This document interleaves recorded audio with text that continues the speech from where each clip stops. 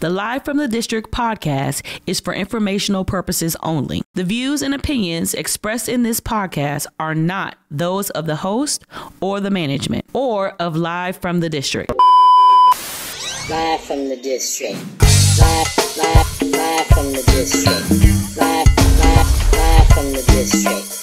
Live from the District. Live from the District. Live from the District.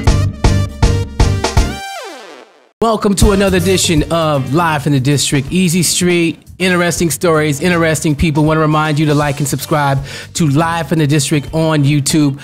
Today is a very special day. As you can see, we're on location at the world famous legendary Ben's Chili Bowl. And the reason why we're here is to celebrate a man who made an impact on all of our lives. And he also made an extreme impact on the Washington, D.C. area. Not just D.C., not just the DMV, but the entire world. We are here to celebrate our Mayor for Life, Marion Barry.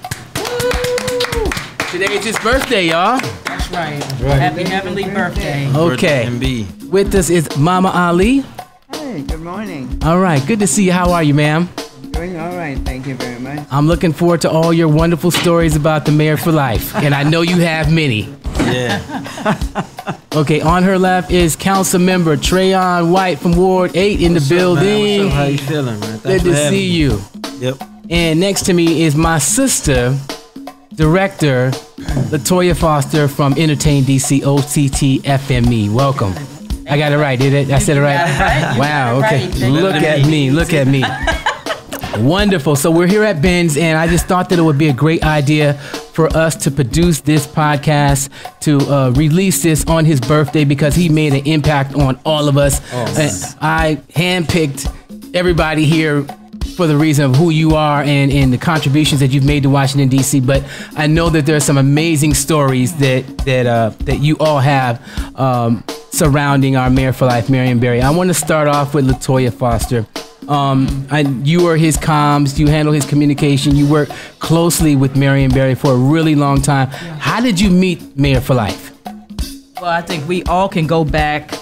I'm going to go back to my childhood. My father always tells the story of how I met the Mayor for Life when he gave me an award when I was 10 years old for some artwork I did. Really? At Kimball Elementary School. How about that? Okay. And, you know, no one would have ever thought 30 years later I would end up working with that little girl. That little girl that he gave an award to would then get a Marion Barry Summer Youth Employment job at the age of 13, working at Fort DuPont Park. Whew. And then would go on from there to do interviews with him on television and radio. When I was, I had a television talk show and a radio talk show. And from there, when he had an opening for his communications director, I jumped at the opportunity of a lifetime. And it was one of the most amazing experiences of my life. Do you remember the job interview? I do remember the job interview. And did you interview with Mayor for Life? I interviewed with him 3 times. Tell me about the interview. I gotta hear this. See, these are the kind of stories that I'm talking about, Trayon. Yeah. This is what I want to hear. Go ahead. Well, he was late. He was late. And I had a job at the time. And I was like, oh my God, what am I going to tell my job? But I've been sitting here for 2 hours. But oh my God. Yeah, it was about 2 hours. Oh, he was 2 hours late? He was 2 hours late. Okay. But no matter what, I hung in there. I said, I'm not leaving. I'm getting this job. Okay. And he gave me some real life experiences that he had gone through. And he asked me how I would handle it. And I gave him what I thought was the best way to resolve the issue or the circumstances that he presented to me. And he said, you're the only one who got it right. He said, you're hired. Wow. That's exactly what happened. That is what happened. Wow. He gave me a real life scenario of things that had happened to him and asked me what I would do. And what a test. That's what it was. It was a real test. My goodness. Yep. And look at you now. See, let me That's tell you. God. Exactly. That's look at God and Mayor for Life. He knew something about you. Yeah. We were, and Councilmember, you know this, Ms. Ali, you know this. When you work with Mayor Barry, you're not just an employee, you're family. And anyone who's with him, you're family. And that's how he operates. You don't operate as this is another council member. We are next door. You're a family. It's a family unit with him. Anyone he touched, it was family. It was never about, I'm your boss, you're my employee. It was always a family member, and he treated me as such, and I'm so grateful. Wonderful. Awesome. Speaking of family, we have our we're part of the Ben's Chili Bowl family. We have Mama Ali. Thank you so much for joining us today on Live from the District. I would like to know your first encounters with Marion Barry. I know that was probably in the 70s, right? Oh, yes, absolutely. When he was with Nick. Woo! Oh, okay. Wait. Wow. Now, she Way said. back when Did he she was say president. Snick? Yeah. Absolutely. And That's way Snick had back. an office right across the street. Oh, wow. Yes, indeed. So I met Marion there, and of course, Marion Barry was on the Board of Education. And, you know, when he was in here frequently. He was in here frequently, and just his posture alone made a statement. You knew he was serious. He had the most amazing photogenic memory of anybody I've ever seen. You would meet him, he would repeat your name. And you could see him a month later, 2 months later, he called you by name. Just a very brilliant man, you know? So I have lots of little stories that happened during my time of knowing him. I remember when he'd come down and we'd cross the street right here on the corner. The light was red. Man, don't do that, Marion, because the police are right there. He said, let them come on over. I'm okay. Okay. He was bold. And courageous. And then he had this wonderful organization up the street where the youth program that he had. That was a history-breaking program. And you can meet kids all day today, no longer kids, but older people that their first job was to Marion Barry. That's right. And his youth program. And we always participated. There's one right there. We always participated in his youth programs. Always had the employees here during the summer that he had and wanted to have jobs and get them off the street. And he did get kids off the street that way. So you meet so many people who's benefited from that. Oh, I mean, I remember jumping ahead, that book. The book signing was done right here at Ben's. He stood in the line, he stood back here and was signing these books, and he was very tired. You could tell he wasn't feeling well. And I said to him, I said, Marion, this thing was supposed to be from 6 to 9. It's 9:30. I'm just going to close it off now. No. He said, no. I want to sign all those books of people that are waiting. I want to sign them. I said, but you're not feeling well. He said, I'm going to the hospital when I leave here. And he did. He went to the hospital when he left here that very night that he had that book signing. His last book signing was right here. Wow. And Latoya was here. I remember that time. Yep, and Latoya was here. Okay, so we all were here. I have two questions for the council member, and I'll just start like this. I asked them first when they met. I'm not gonna start like that with you. Okay. So in the interview, you were there. You were there for this interview. Okay, what happened? Mayor for Life came to the radio station and was promoting this book. Yep.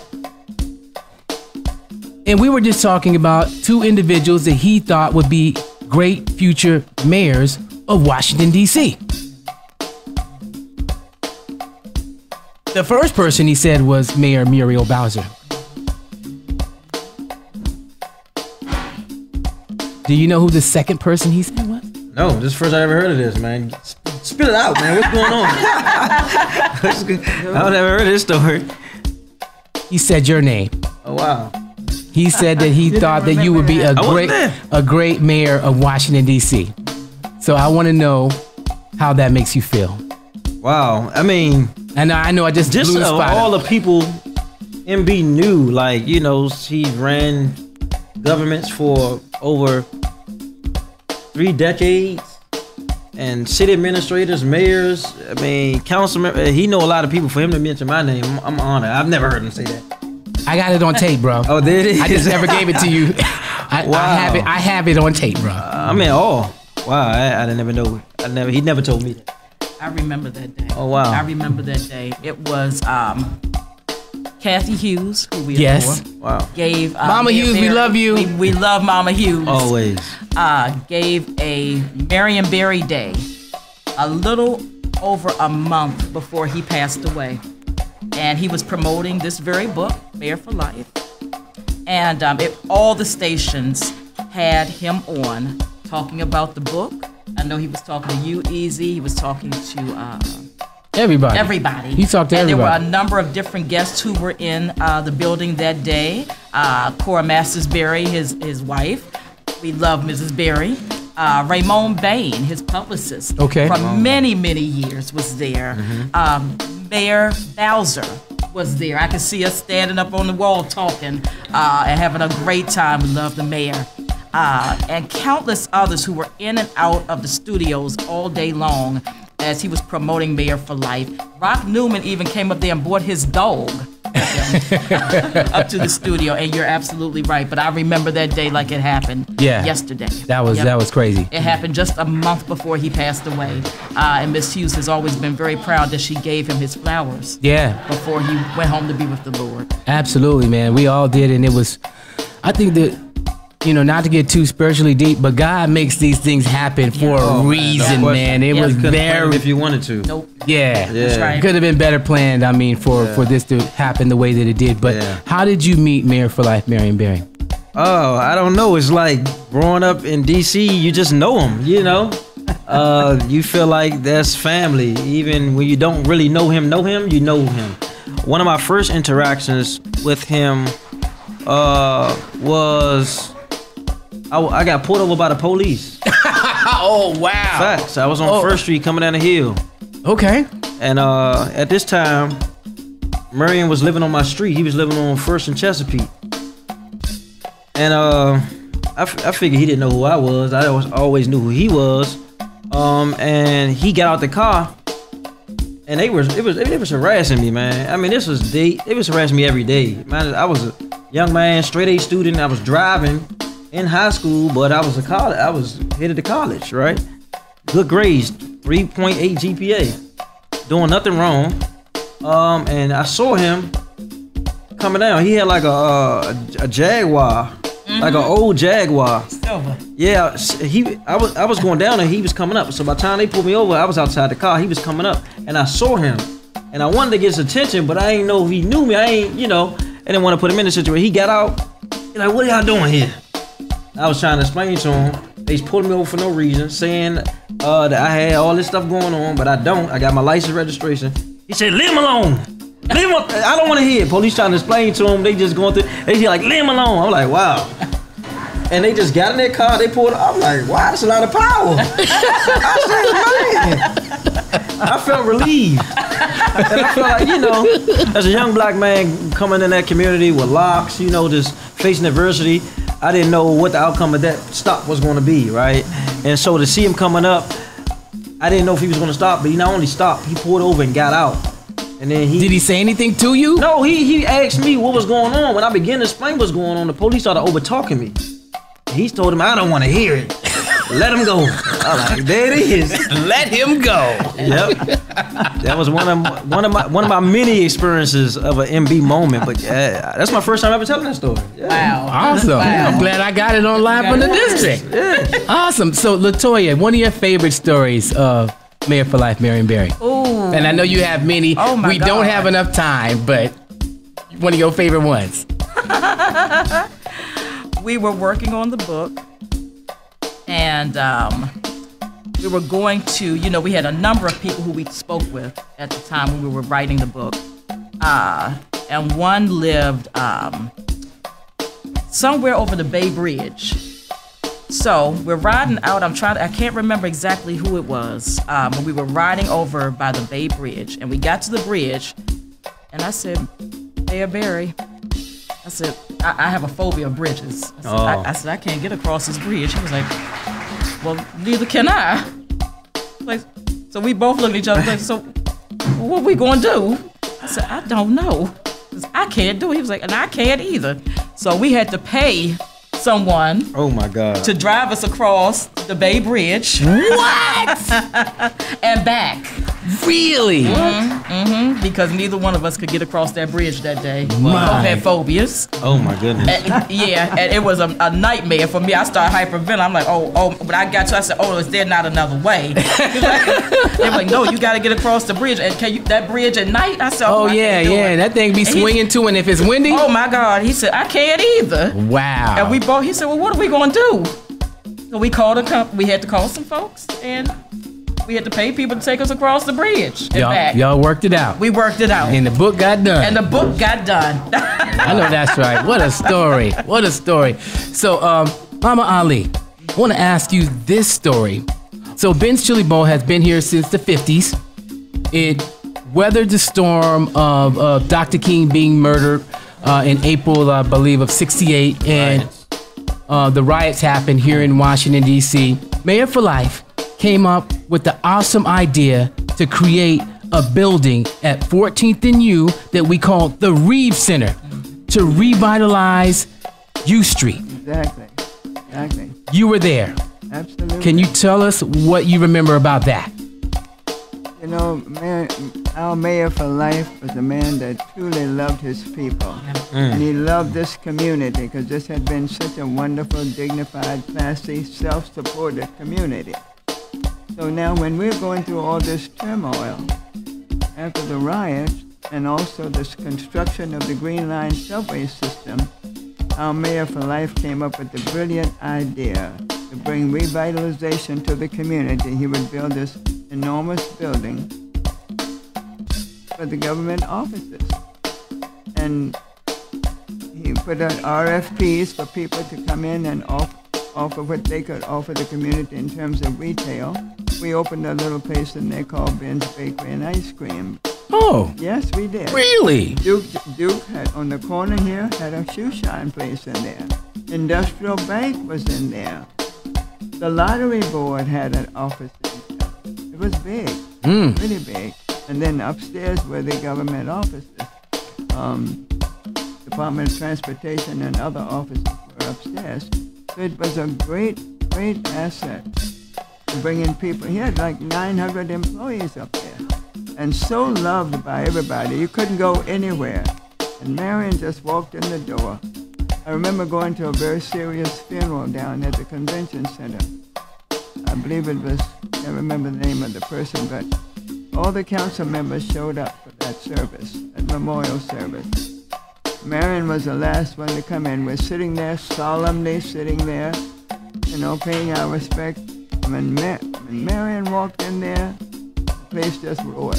They stood up, they applauded. That happened to me. I was at this event like that. Yeah, What happened? You better were there. I was at a graduation for Anacostia High School, and it was a guest speaker speaking. He came up to speak. He began to give his intro, and people just started roaring, clapping. He didn't know they was clapping for him. Exactly. They wasn't clapping for They was him. not clapping for him. MB came in with a blue sweatsuit and a band. He must have got out the hospital. He had a hospital band on his arm. And he came to the back of the stage. He was walking real slow. And the crowd, the speaker you couldn't even hear what the speaker was. Nobody even cared what the speaker was saying. And he came up. He said, "How y'all doing, Ward 8?" We wasn't even in Ward 8. And the crowd, we were just so excited to see him, man. And it just is a thunder and a roar from the people. As the old scripture say, when the righteous rule, the people rejoice. Mm-hmm. And when the wicked rule, the people mourn. And so when he walked in, it was just electrifying to Miss Ali's point. Yeah. Yep. Oh, yeah. Now, Latoya, I know you have some similar stories about Oh, my God. about when Mayor for Life walked in the building. I can remember maybe in my first couple of months working for him, very similar stories to Ms. Ali and Councilmember White. We were somewhere downtown, somewhere right around 9th Street. And when we walked, he was trying to get in, he couldn't even get through the door. It was that serious. So many people had crowded the door. He couldn't even get inside the building. The love was coming to the door to greet him. That's how serious it was. It took him the longest just to push through the crowd to get in the door and inside the venue. That's how loved he was. Wow. People were so excited that he was there. They didn't wait for him to get inside. They went to the doorway to greet him. Okay, part B question. What was it? What was it about, in your personal opinion? This is going to be for everyone. I want everyone to take a shot at this question. In your mind, in your opinion, what was it about Marion Barry that created that bond with Washingtonians, where that love was so intense and real to this day? What was it? Because I believe people saw Mayor Barry, for lack of better words, as one of us, as one of them, right? You know, he understands, he's been through it, he gets it, he gets where I am. You know, when you come up to him, he's like, hey dear, what's your name? How you doing? Where you working? Your mother work for me? What's your mother's name? Rose? I know Rose. How's she doing? Yeah. You know, he was that person, right? Personable. He was very, very personable. personable. He would, he just made you feel like he knew you. He made everyone feel like he knew you, whether he did or didn't. And he was a man of the people. There was a restaurant, Councilmember White, you might remember, it sat on the corner right where Chase Bank is now. Where Uniontown. Uniontown. And we're sitting in there, and a gentleman walks in, and he comes to greet him as everyone does. Mayor Barry, how you doing? Mayor Barry, how you doing? Hey, how you doing, man? What's your name? Mayor Barry, I'm on my way to a job interview. He's like, but you know, I'm running a little short. Mayor Barry's like, well, how you gonna get there? He was like, I'm trying to get on the bus. And Mayor Barry went in his pocket and pulled some of his own money out of his own pocket and gave it to him. He was like, you go get that job. So it was those type of incidents that made people absolutely love him, because he was just like all the rest of us, you know? And I think that's what it was. It was that. I just believe, to Director Foster's point, that he was a genuine soul. He was a special human. Yeah. It's like meeting somebody you're never gonna forget ever again, regardless of his title. Yeah. And there's so many stories about him, just how genuine. Like there's a saying in the community, Marion Barry couldn't take a grudge across the street. That's right. And I remember one time, it was in 2011, 2012, he was running for a Ward 8 council member again. And one of his friends had supported a lady that he knew, a friend of his, that came from Maryland to DC to run against him. And we were upset, we was tight. We was on Marion's campaign, and we were campaigning. We was like, how you fighting against MB? Not that they was gonna win at all anyway, you know. But I had went to, after the election, he had won with like 90% of the vote. In fact, he didn't even come out to the election that day till about 1 o'clock, because Fox 5 was looking for him. He was in the house. I remember, because me and Antonio and Dennis were looking for him. He was calling, and he was in the house. Oh, Lord. We was at the polls, you know, we was having a good time. He was in the house. So after he got a couple of weeks later, I was in his office for something, and the gentleman, I won't say his name, he came walking in, and I was like, I know he didn't just come up here to the office. I'm like, MB, he hit the dude, he here. He like, bring him in. I'm like, bring him in. So I went and talked to the chief of staff, and she brought him. You was there that day, matter of fact. I went and talked to the chief of staff. He brought him to the back. He's like, man, how can I help you? I'm thinking to I'm out of my business. I'm just ear hustling. I'm like, how may I help you? I'm like, what? You know, we just went through for 6 months with this guy talking crazy about you. And that was MB, man. He just he never made it personal. He said there's no permanent enemies, only permanent interests. That's right. That's right. He said never take it personal. Figure out what you can do to help the people. That's right. And that should be your core goal. And I'm just learning that like about 4 years ago. This happened almost 15 years ago. Wow. Yeah. Well, it happened in 2012, something like that. So I'm like, man, this is a powerful man. I just think about him and just his love for humans and how much he did for the people, man. It was just unimaginable. Okay. And finally, That's who he was. He was so charismatic. Yes. I mean, he just was charming all by himself. Just That's his right. personality, the warmth that he just was exuded out of this man's body when he walked in the door. He cared about people. All you had to do was call down there, and if you got through to Marion Barry, That's right. you would get some help. And I wanted to say this, thank you, Miss Ali. MB and I used to always have a lot of disagreements, so I don't want to think it was always happy. oh moments. really? Okay, what did y'all Yeah, disagree man. about? Give us a story of what y'all disagreed about. A lot, every day. Every day. He just, you know, you know, I'm an alpha male, and I think I got it all up here. Think I know, but he's like to tell me what to do. Like, MB, you're not my father, man. I don't work for you. He's like, go over here, do this. I do it, but I always like, man, listen, man, ask me, man. You know, you just telling me. One time he told me we were supporting Pete Ross for like Shadow Senator or something like that. And he like, we supporting Pete Ross. He said, man, you go meet with him, see what he wants, see what he need, and we gonna support him. So they had a straw poll in Ward 8. I believe it's at Matthew Memorial. I brought all these people there. MB came in the building with the opponent stuff on. I'm looking at him. Check out all these people. I said, MB told me we supporting him. They like, oh yeah, we do whatever Marion tell us to do. So they looking at me crazy. I'm looking at MB crazy. I said, MB, what's going on, man? You ain't tell me what you... He said, I got the right to change my mind. He could change his mind. I said, you got this. I said, listen, I've been working on this for 2 weeks. When you change your mind, when was you gonna tell me? So he come in with the other opponent. They, you know, he does a little fist pumping. The whole crowd. I said, listen, I went back. I said, take these shirts off right now. And me and him got into an argument inside the. Well, it's like 400 people there. We are arguing back and forth. I'm taking my shirt off, taking the dude's stickers off.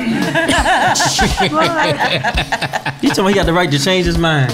I know that's right. The other guy. Wow. At the straw poll. That is crazy. Councilman, how many calls did you get a day from him? Oh, a lot early in the morning. He normally call you around 6:30 a.m. Yes, Lord. In the morning. Yes, say, Lord. What you doing? At 6 a.m. In the morning. every day. You know what, Trayon? You say, what can we do to help some people today? You seem like you got some really good impressions of Mayor for Life. Man, this man. You love him? You like, come on, brother. Councilmember ain't lying. 6 a.m. that phone was ringing. Yeah, you look at it, you be like, oh my God, what, at 6 a.m.? Yeah. You're like, good morning. What we doing today? Yeah, yeah. And he used to make me, one time somebody took something from me, right? No names. So I went and took it back. They called MB. MB called me. Told me, man, give it back. I'm like, it's mine. He just knows not give it back. I'm like, it's rightfully, it really is mine. And he made me give it back. I'm like, he said, he gives me this rationale. You know, his signs, he had all these philosophies. I'm like, bro, I'm gonna give it back off of GP because you said give it back because I respect you and I love you. But for real, that's mine. And I end up giving it back, man. I couldn't believe it. Wow.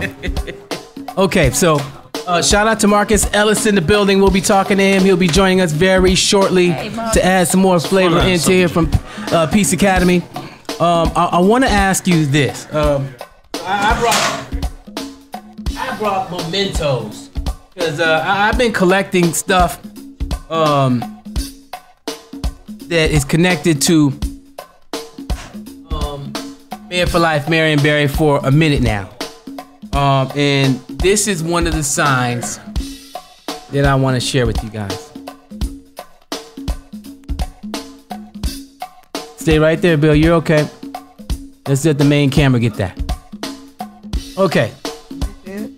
This was first of all, for the people that are watching this and you just saw the green and the white, these were the official colors for Marion Barry. So when you see that, these were his official colors. I got a copy of this the day that they put up when they revealed the statue. Yep. They had these. They had these posters, and I framed it up. I have 2 in my house. He said, and this is what Mayor for Life said: when you know more, you can do more. And I just wanted to know, and I'm going to start with Mama Ali. What do you think that Marion Barry meant by that, and why was this important to him to know more? Marion Barry meant that each individual should do more to educate himself in this world so that he can offer more services, more help, more everything. He meant that. He was a very highly educated man, but that education was very important to him. You know more, you can do more. Marion Barry embodied the spirit of giving in so many different forms. He believed that, one, we have to educate ourselves, right? And he believed that if given the right opportunity, people can maximize their potential. And he came along when he wasn't afraid to speak truth to anybody. When DC wasn't like that prior to Marion Barry, you know, we were black people was kind of subservient to white privilege and just the powers to be in DC. He came with his dashiki on, talking about power to the people. Unapologetically black. Unapologetically black, and he gave people so much courage. That's right. And he used this platform to create, as Miss Ali said, the black middle class and the black upper class. You talking about he created more millionaires and billionaires than any other human being in politics ever. That's right. He created the richest black community in United States, known as Prince George's County. Marion Barry, hands down. That's right. I remember one story. He went to this from DC. Downtown wasn't a metropolis. He went to New York, trying to get the bonds, trying to get Wall Street to participate and invest downtown. And when he got to the table, there were no black executives. He got up and told them, if you all want to do business with DC, have some black people at this table. He got up and left and came all the way back to DC. That's right. What? Yeah. That's right. Then he went back down there. Of course, they had some black people at the table. He said, I want to see y'all business cards to make sure that you all are high-level executives that can make decisions and not just some people they put at the table. That's right. Ooh. That's right. That's what he talking about. Right. Like if you knew more, you can do more. And so he not only gave you the information, but empowered you to be in position to make change for yourself and not for you, but your family and your community. That's what he embodied every day. Wow, thank you for saying that. That's the truth. That is woo. That's powerful. Go ahead, Latoya. Man, that's a tough act to follow right there, Councilmember. I'm gonna have to piggyback a little bit off of that because, you know, we know this and we tell these stories all the time, and we know we have people right now who we can point to and put our hands on that we can say it's because of Mayor Barry. I work out of the original Black Entertainment Television headquarters. How did BET come to be? It was Marion Barry giving Bob Johnson a telecommunications contract. Yep. Wow. You know, we know that Don Peebles, the 8th wealthiest African American in this country, is a DC native. He got his first building, 2100 Martin Luther King Avenue, from Marion Barry. That's how he made his first million. So when Councilmember White talks about this, again, these are people we can put our hands on.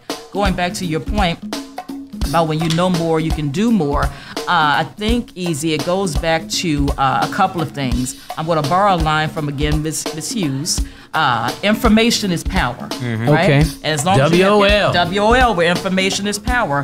When you have information, you have the power. From the power, I'm going to go back to his line, you have to have courage and big vision. And when you have information, you can have the courage to stand up and fight and the vision to create and make a difference. So all of that is what he thought about when he said, when you know more, you can do more. And we see it because of those names that Councilmember White just pointed out, we just spoke about, and all of the things that we can touch across this city. The resurgence of H Street, U Street, Anacostia, the Georgetown waterfront. They didn't just come to be. It was because of he equipped himself with information, and he had a big vision and the courage to stand up for what was right and to do the right thing and to make sure his people were always empowered. Awesome. Okay. Council member, congratulations and thank you. You did something very bold and courageous that needed to happen in the District of Columbia. They changed Good Hope Road. Come on. Yeah. Come on. To Marion Barry Avenue. All right. And we know that you were instrumental in making that happen. Why did you think that was important? And let me back up, Easy, real quick, because I was told we couldn't do it. I was told that if the way the laws is written, once you name something after someone, you can't do anything else. And I was like, what? And so we fought back and forth with my colleagues. Say no name, it was one in particular. Were we talking about DC City Council? Yes, I'm talking about recently in Washington, D.C. Someone on the City Council. Somebody fighting against Marion Barry in Washington, Come on, man. Make it make sense. Somebody, okay, I just want to be, when you say somebody, you don't have to say any names. Are you saying someone on the City Council? Yeah. Okay, all right, continue. They told us we couldn't do it. Wow. And Marion Barry was more so about not talking about what we can't do, let's talk about what we can do. That's right. And he always pushed the narrative to push it a little further. And so really, I put forth the bill, but the people organized. The people got out there on formerly Go Road down Marion Avenue, got petition signed to Brenda Jones, to Barbara Jones, to Stuart Anderson, to Al-Malik Farrakhan. They had stacks and stacks of signatures and hit the pavement. And the people said what they wanted. And so I just said, this is what the people want. And it got denied the first time. People don't know that. Oh, really? Yeah, it got denied. So I had to bring it back up again. Wow. Ex-Corps, she'll tell you. Had to bring it back up again. Then they said, well, let's do a ceremonial naming because it's gonna cost too much to change the names of people IDs. I said, for Marion Barry, we talking about costs when we got $20 billion in our budget, the richest budget we ever had in DC history. And we talking about Marion Barry? And so I had a Zoom call and I invited people from all over. You know, people from DC, Maryland, Virginia, out of town, got on the Zoom and gave their Marion Barry story. And so we created a movement about why we want to see something named after Marion Barry beyond what we seen. Because they be saying, I guess it was Judiciary Square named the building after Marion Barry, which most people don't even know. I'm like, nah, he need his own street. And so we Something in the community that people can see every day. Absolutely. Right. And then we wanted to intersect between Marion Barry and Martin Luther King Avenue because the history there. Yeah, with the photos, the iconic photo of them. Yes. Exactly. Now there was some pushback even from people in the community saying, you know, I don't who didn't have a affinity to Marion Barry, who just got there or didn't know Marion Barry, you know. But we was like, listen, the power. Marion Barry always said the power's in the people. Right. So I just used the people power. Yeah. Now organized, we got it done. All right, got that done. Got it done. That's right. Got that done. Awesome. So, Mama Ali, take us home. Before we finish it and bring in Marcus Ellis, I wanted to ask you this because you have, you knew Marion Barry longer than all of us, and you seen his moods before. You seen him happy and you seen him sad, right? What do you think that Marion Barry would be happy about today's Washington, D.C.? I think Marion Barry would think we made some progress, and he certainly would be elated with what you've done about getting that Marion Barry name out there. And we were all there for that celebration. Yes. Yes. He would be very happy about that. And, you know, he would want us to do more. Yep. Learn more so you can do more. And like you said, get the information out so that you can respond to it and help each other. I was a little sad about his building coming down, but it's going to be a bigger thing now, the one at the Reeve Center. He was the hardest working politician I know, and I guess this is going to be the next hardest right here. Amen. So what would he be happy about, council member? He set the standard for you. Yep. Our Mayor for Life set the standard for you, so you can do it. And I'm gonna need one of them milkshakes that y'all making over there. I know y'all can hear the milkshakes, boy. I got a taste for one of them milkshakes, Latoya. I do a whole lot of bands. Marion loved the chocolate milkshake as well. Wow, look at God. Look at God. Can we also take a moment, Easy? I think there are also some recognition for Mrs. Barry and Mayor Bowser for how they have worked feverishly since Mayor Barry passed away. In the first 3 months after Mayor Bowser was elected, she formed the commission on the commemoration of Marion Barry. And it was at least 15 members, if I'm not mistaken, of people who would work to identify ways to commemorate his legacy. And it started with the statue that sits at 13th and a half Pennsylvania Avenue, the Judiciary Square, 441 4th Street, Marion Barry Avenue now, and a number of other ways that we will continue to find ways to commemorate. That was started by Mayor Bowser and Mrs. Barry, who's had a very strategic vision on how to keep his legacy alive. So we want to make sure there's definitely recognition given there, because they have worked so hard for the past almost a decade. Can you believe it's been almost a decade since he passed away? To to make sure that people, whether from near or far, from the natives to those who are just moving to this city, never lose sight of all of his contributions and hard work for his people. Hello, my name is Marcus Ellis. I serve as the Executive Director of Peace for DC. And my first encounter personally with Mayor for Life Marion Barry was when I was about 30 years old. I had a lot less of these gray hairs, and I was at a community event. I was at a community event at the Southeast Tennis and Learning Center. And at the time, the mayor was a guest there along with some other really amazing folks. And I was young in management at the time. I was managing all the rec centers in Ward 8.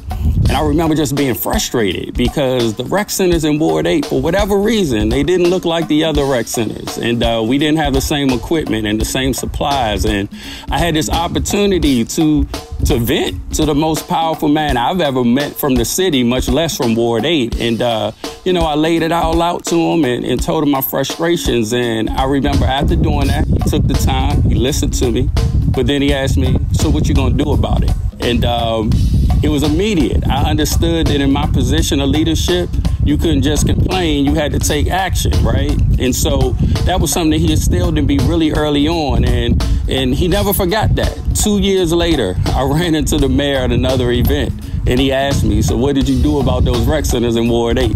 So it was a pivotal moment for me. It really kind of launched my career and my thought process as it relates to not just having a seat at the table, but making sure that you use that seat. We don't all get to be in a position to impact lives and make things better for others. And, that was clearly something Mayor for Life Marion Barry stood for. And I appreciated that opportunity to learn from him and take action. Okay, so obviously we're in Prince George's County. Talk about the impact of Marion Barry on Prince George's County, Montgomery County, and the surrounding counties of the DMV, because there is a rippling effect. Absolutely. I don't feel as if the Mayor for Life is just the mayor from DC. Now, no doubt, DC is the place where he had the main impact. But as blacks growing up in the DMV area, everybody saw the mayor as the mayor of their city. I don't think anyone knew who the mayor of Largo, Maryland was. We knew Marion Barry, and I had I'm a person who lived in most of the DMV growing up, and so I speak from personal experience with that. He is a national legacy. DC is home, and DC is the place where he made his mark. But when you think about someone with such a presence, such an impact, you could never contain them to just one city.